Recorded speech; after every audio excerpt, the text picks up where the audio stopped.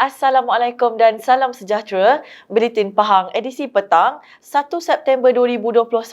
Saya Jannah Kamaruzaman bersama anda dalam Buletin Pahang.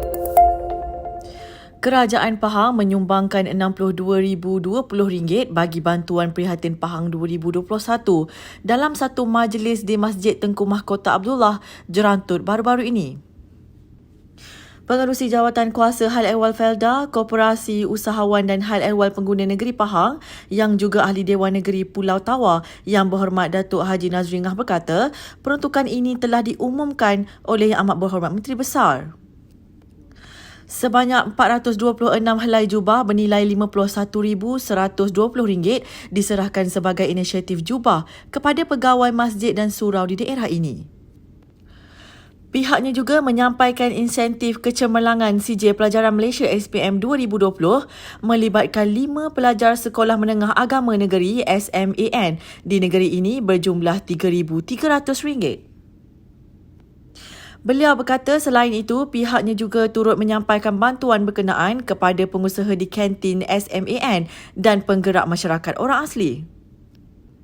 Bantuan turut diberikan kepada pekerja dan pengusaha kantin serta Dewan Makan Asrama SMAN kepada seramai 26 penerima melibatkan bantuan sebanyak RM2,600. Selain itu, turut disampaikan adalah bantuan khas keuangan kepada penggerak masyarakat orang asli dan penyelaras pembangunan insaniah masyarakat orang asli seramai 10 orang bernilai RM5,000.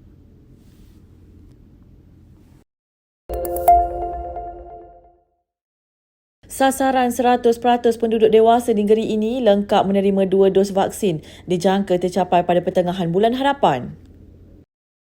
Pengarah Kesihatan Negeri Pahang yang berbahagia Datuk Dr. Nur Azimi Yunus dalam satu hantaran di Facebook miliknya berkata, ia berdasarkan bekalan vaksin ke Pahang yang dijangka lebih stabil pada bulan ini dan Oktober.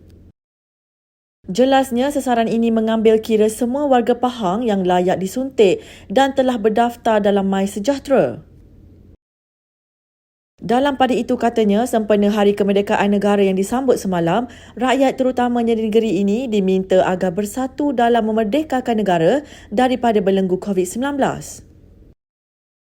Ia boleh dicapai dengan mematuhi 2 perkara utama yang menjadi asas dalam usaha mengekang wabak itu. Pertama ialah kekalkan strategi asas iaitu kepatuhan kepada SOP. Ia akan melindungi diri dan orang lain dari dijangkiti selain mempelajari kehidupan norma baru. Kedua ialah mendapatkan suntikan vaksin segera kerana data harian di Pahang menunjukkan dari setiap 100 kes baru, 85 orang adalah di kalangan mereka belum terima vaksin atau tidak lengkap dos vaksin.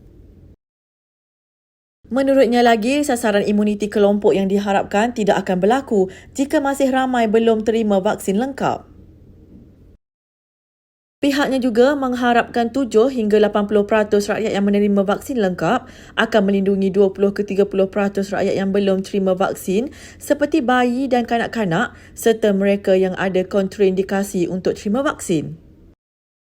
Apabila sekurang-kurangnya 7 hingga 80% warga Pahang telah lengkap dos vaksin, diharapkan imuniti kelompok akan terbentuk dan akhirnya Pahang merdeka dari wabak COVID-19.